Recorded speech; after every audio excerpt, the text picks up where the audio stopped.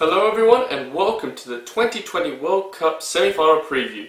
Here I'm going to go through the two semi-final matches and analysing the key areas of both of the matches. So let's jump right into it to the first game, which is between New Zealand and England. Now New Zealand, they've been the best team in the World Cup so far. They've won every match and they've won them actually all pretty easily at the moment. And I think it's mostly due to their bowling attack.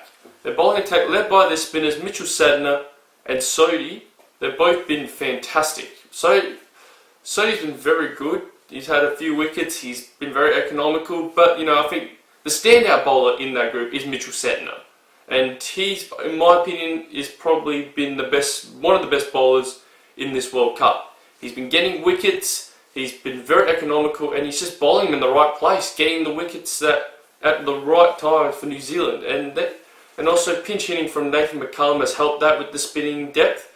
And their pace attack has been really strong with Adam Milne and McLagan, who's been very good in that, especially that game against Australia when he was man of the match, and also Corey Anderson, who's been very good as well. And it was very gutsy because they didn't put in Trent Boult or Tim Southee, their two strike bowlers, so very risky from New Zealand, but it has paid off.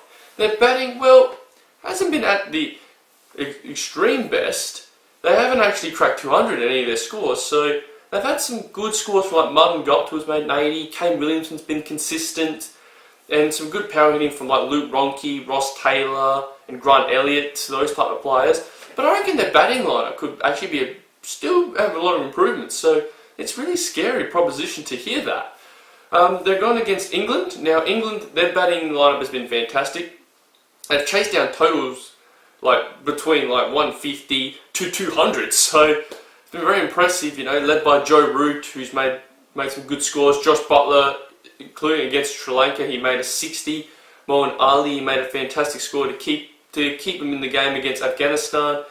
And also, then you got the players of Ben Stokes, who hasn't actually quite fired yet, but he can. Owen Morgan, their captain, hasn't actually fired just yet, but he's got this semi-final match to hopefully stamp his authority as captain and make a big score. Alex Hales, who was actually the number one 2020 batsman at one point, so he's got a lot to prove as well. So they've got a lot of batting depth in that team. So I think the key for this match is England's batting against New Zealand's bowling. Whoever wins that battle is going to win this match. Mark my words on that. That is the actual truth, and I think that's the best way to know. Whoever does well there will win this match. Now, England's bowling has been it's been alright. They've been solid. Led by David Willey, he's been very good. He's bowled well. Rashid's been inconsistent. He's been good at times, bad at other times, but this match can definitely suit him big time. Ben Stokes has bowled pretty well as well, so they've got enough there. Moeen Ali and Topley and Plunkett have come into the squad a bit and helped the team. And Jordan's been probably one of their best bowlers. He's gathered a few wickets mid-economical, so they've got the depth there. So this will be an interesting game. I don't know who would win this, because if New Zealand's bowling shows up that they have this whole World Cup, I do not see them losing this match at all.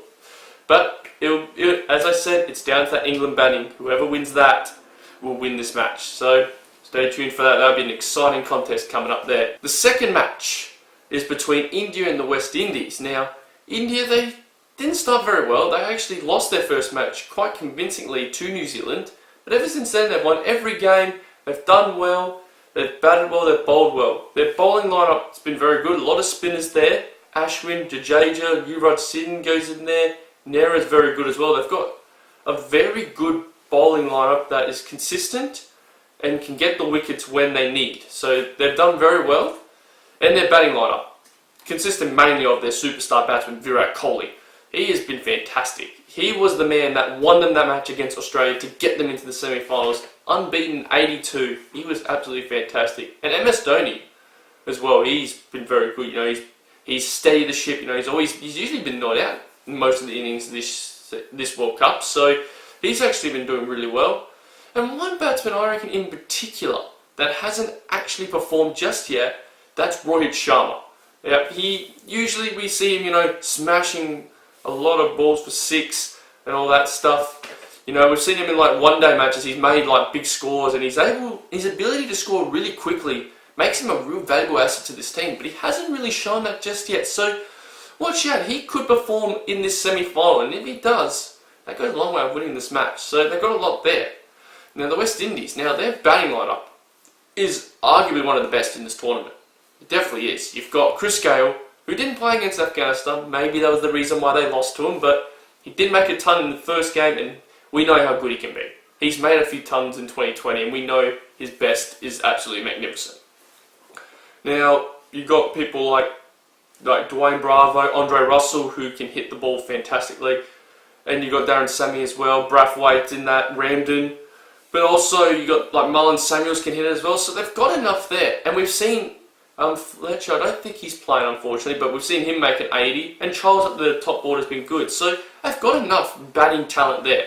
And if any of them can get off the leash, watch out India, they're in some trouble because they can score really quickly, these players, so they've just got to be careful, India. They've just got to bowl really well to them, and if they can, then they'll get a few wickets here and they'll put a lot of pressure on the West Indies.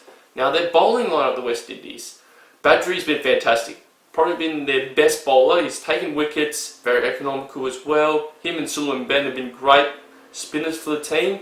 And then some good, pitch hitting, pace bowling like of Dwayne Bravo, Andre Russell and Darren Sammy. They've been fantastic, and also Brathwaite too. So I think the key here will be the batting of both sides. Like with the West Indies, you've got, as I mentioned, all that power hitting of Chris Gayle, Andre Russell and Dwayne Bravo. Those are probably the main three that can just change a game. Then you've got India, as I mentioned, their three of Virat Kohli, which we know how good he is. MS Dhoni is fantastic. And if Rohit Sharma can find that form, he is absolutely dangerous for this match. So this match can go either way, and I don't know who would win this, but this can be a great game to watch. So watch this space for that one. So that is it for the preview of the semi-finals. I'll be back later this week, and I'll be reviewing these semi-finals and previewing the finals. So until then, bye for now.